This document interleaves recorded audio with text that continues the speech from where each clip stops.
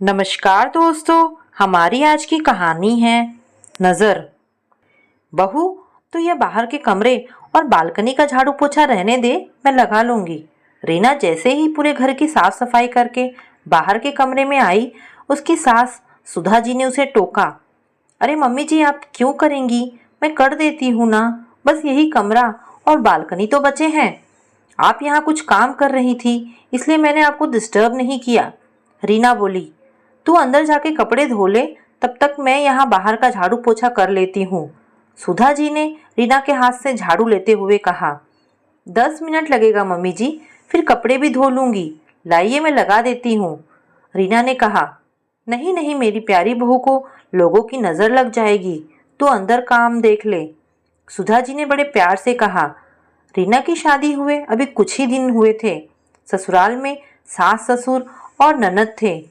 उसके ससुराल में सब काम हाथ से ही करना होता था, जबकि रीना के मायके में यह सब काम करने के लिए काम वाले थे। फिर भी शादी के अगले दिन से ही रीना ने घर के कामों में सबकी मदद शुरू कर दी थी। लाओ भाभी, बाहर बालकनी में मैं कपड़े सुखा देती हूँ। रीना जैसे ही ढेर सारे कपड़े धोकर उठी, उसकी ननद सरिता ने धुले हुए कपड़ों की बाल्टी लेने के लिए हाथ बढ़ाया। अरे दीदी, मैं सुखा दूंगी ना, बस हो ही गया है, आप कुछ और काम देख लीजिए। रीना बोली।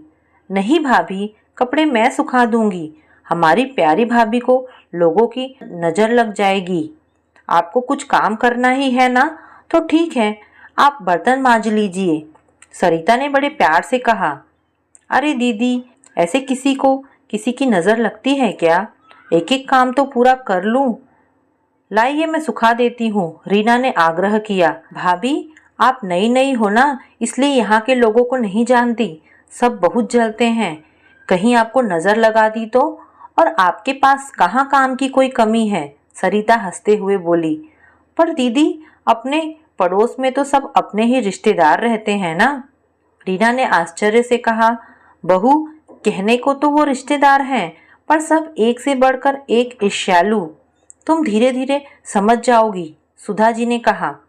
रीना ने चुपचाप सरिता को धुले हुए कपड़ों की बाल्टी दे दी और खुद आंगन में जूठे बर्तन मांजने बैठ गई। इसी तरह दिन बीतने लगे। रीना अंदर के सब काम तो अकेले करती, और जब भी बाहर कुछ काम करने की नौबत आती तो कभी उसकी सास तो कभी ननद बड़े प्यार से नजर लग जाएगी कहकर उसको वह काम करने से मना कर देती। उसने कई बार इस बारे में अपने पति ऋषि से बात करने की कोशिश की, पर हर बार वो हंसकर टाल देते थे।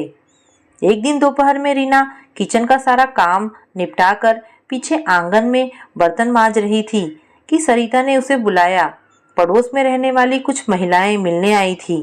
उसने उनके पैर छुए तो उन्होंने उसे ढेर सारा आशीर्वाद दिया और कहा, बैठो बहुरानी, लगता है तुम आराम कर रही थी और हम आ गए। नहीं चाची जी, मैं तो बस। रीना कुछ कहने गई कि बीच में ही सुधा जी ने उसकी बात काटते हुए कहा। हाँ, अब रात को भी ठीक से नींद नहीं होती ना इसकी, इसलिए दोपहर में सुला देती हूँ। सुधा जी ने हंसते हुए आंख मिचकाई। बहुरानी, जीजी तो तुम्हें अपनी पलकों पर बिठा कर रखती हैं, चाची सास बोली। जी, रीना ने आश्चर्य से अपनी सास की ओर देखा। वह आगे कुछ और कहती कि सुधा जी बीच में बोल पड़ी। पूरी जिंदगी पड़ी है काम करने के लिए, अभी अभी तो ये आई है, कुछ दिन तो उसे खेलने खाने को मिले। सही कहा सुधा, पर आजकल कौन सास अपनी बहू के बारे में इतना सोचती है। धन्य है तू रीना, तू तो बहुत किस्मत वाली है, ताई सास बोली। मैं तो हमेशा ही इसको बोलती हूँ कि यही दिन है आराम करने के, फिर तो एक बार घर गृहस्थी में लग जाएगी तो कहाँ का आराम। अभी तो वैसे भी मेरे साथ सरिता पूरा काम संभाल लेती ही है। सुधा जी मुस्कुराते हुए बोली। यह सुनते ही रीना स्तब्ध रह गई। वह कुछ कहती इससे पहले ही सुधा जी फिर बोल पड़ी।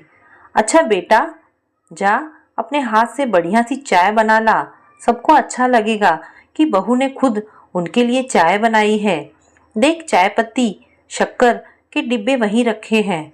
सरिता, जा भाभी की मदद कर दे। सुधा जी ने ऐसा दिखाया जैसे रीना को किचन के बारे में कुछ पता ही नहीं है। रीना को आघात लगा, पर वह किसी से कहती भी क्या। वह चुपचाप किचन में चाय बनाने चली गई। तभी उसको आवाज सुनाई दी, जीजी, बहू को अभी से इतना सिर पर चढ़ाकर मत रखो, बाद में आपको ही तकलीफ होगी। यह आजकल की लड़कियां अपने मन से तो कोई काम करेंगी ही नहीं। नहीं छोटी, हम बहू का ध्यान रखेंगे तो वो भी हमारा आदर करेगी, ताई जी ने समझाया। पर भाभी जी, मैं तो रोज ही देखती हूँ कि बहू के आने के बाद भी झाड़ू पोछा जीजी ही करती है। यहाँ तक कि कपड़े सुखाने का छोटा सा काम भी वह महारानी नहीं करती। उनके घर के ठीक सामने रहती चाची सास बोली। क्या सुनते ही रीना को लगा जैसे किसी ने उसके कानों में गरम गरम शीशा डाल दिया हो। उससे अब रहा नहीं गया। उसने सोचा, अगर अभी उसने सबके सामने सच नहीं कहा तो फिर वह शायद कभी नहीं कह पाएगी।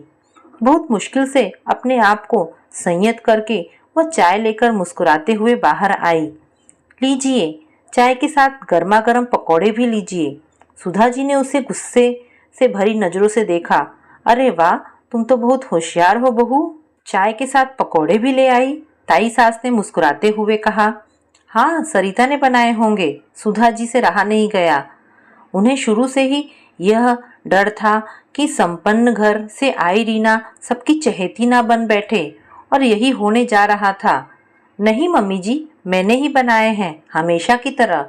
आपको मेरे हाथ के पकौड़े बहुत पसंद है ना? रीना ने अपने शब्दों पर जोर देते हुए कहा। अरे वाह, तब तो फिर खाने ही पड़ेंगे, चाची सास ने कहा। और जल्दी ही सारे पकौड़े खत्म हो गए। सच में बहुत ही स्वादिष्ट बने थे बहू, तेरे हाथ में तो जादू है, ताई सास ने तारीफ करते हुए कहा। धन्यवाद ताई जी, जब भी आपका मन हो आ जाइएगा, मैं और बना दूंगी, पर आप मुझे नजर तो मत लगाइए, रीना ने मुस्कुराते हुए कहा। अरे बेटा, अपनों की भी कहीं नजर लगती है भला, ताई जी ने यथासंभव सामान्य रहते हुए कहा। आप लोगों की लगती है ना ताई जी? क्यों मम्मी जी, मैं ठीक कह रही हूँ ना? रीना ने अर्थपूर्ण नजरों से सुधा जी की ओर देखा। सुधा, तेरी बहू ये क्या बकवास कर रही है? ताई जी गुस्से से खड़ी हो गई। क्षमा कीजिए ताई जी, मेरा आशय आप लोगों को दुखी या अपमानित करने का नहीं था, पर जब से मैं शादी होकर आई हूँ तब से यही सुनती आई हूँ कि तू बाहर मत निकल, अंदर के ही काम कर, बाहर रिश्तेदारों की नजर लग जाएगी। मैं पूरे घर का झाड़ू पोछा, कपड़े, बर्तन, खाना बनाना सब काम अकेले ही करती हूँ, बस बाहर आप लोगों के सामने नहीं। अब आप ही बताइए कि मैंने कुछ गलत कहा क्या? सुनकर सभी महिलाएं स्तब्ध रह गईं और सुधा जी ने सिर झुका लिया।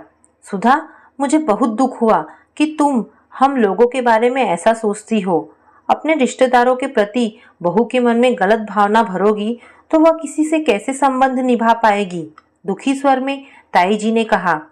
देख सुधा, मैंने हमेशा तुझे अपनी छोटी बहन माना है, इसलिए तुझे यह सब समझा भी रही हूँ।